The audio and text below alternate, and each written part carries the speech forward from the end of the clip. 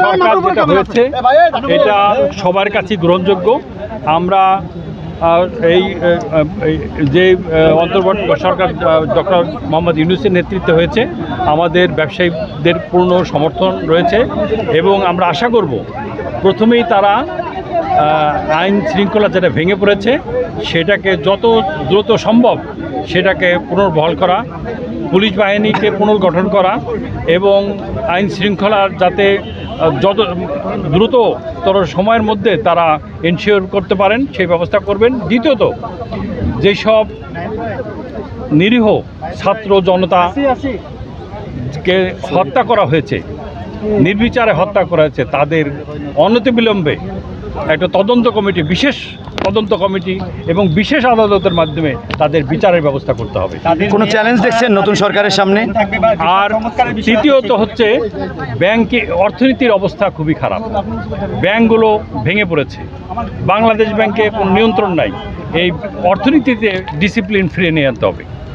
চতুর্থ, যে inflation high, আমি মনে করি ইনফ্লেশন কন্ট্রোল করার জন্য যথাযথ ব্যবস্থা গ্রহণ করবেন এবং পাশাপাশি আমি মনে করি কি এই অন্তর্বর্তী সরকারের সবচেয়ে আরেকটা মুখ্য কাজ হবে প্রধানমন্ত্রীর যে অসীম ক্ষমতা, এই ক্ষমতার বিকন করা দরকার।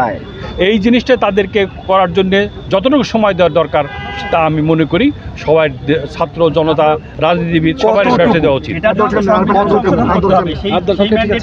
এবং সংবিধানের এখন পার্লামেন্টের একটা নিয়ম আছে, পার্লামেন্ট যদিও বিলুপ্ত হয়েছে, যদি মহামান্য রাষ্ট্রপতি মনে করেন তাই এই পার্লামেন্টে জরুরি ভিত্তিতে কোনো অধিবেশনে উনি বসাইয়া এই অ্যামেন্ডমেন্ট করতে পারেন।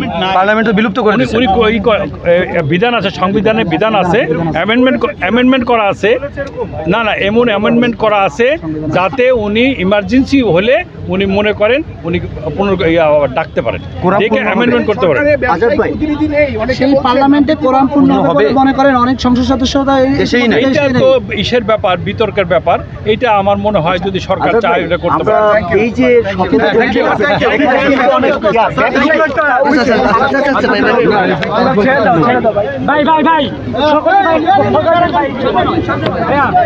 ব্যবসায়ী কাউরে রাখলে আপনাদের সামনে এতক্ষণ কথা বলছেন সমকাল এবং চ্যানেল 24-এর কর্ণধার, হামিম গ্রুপের প্রতিষ্ঠাতা এবং ফরিদপুর 3 আসনের স্বতন্ত্র সংসদ সদস্য AK আজাদ। দর্শক, গণমাধ্যম 24 ফেসবুক পেজ থেকে যারা দেখছেন এবং ইউটিউব চ্যানেল থেকে যারা দেখছেন অবশ্যই পেজটি ফলো এবং লাইক কমেন্ট শেয়ার করে আমাদের সঙ্গে যুক্ত থাকবেন এবং অন্যকে দেখার সুযোগ করে দিবেন। সকলকে ধন্যবাদ।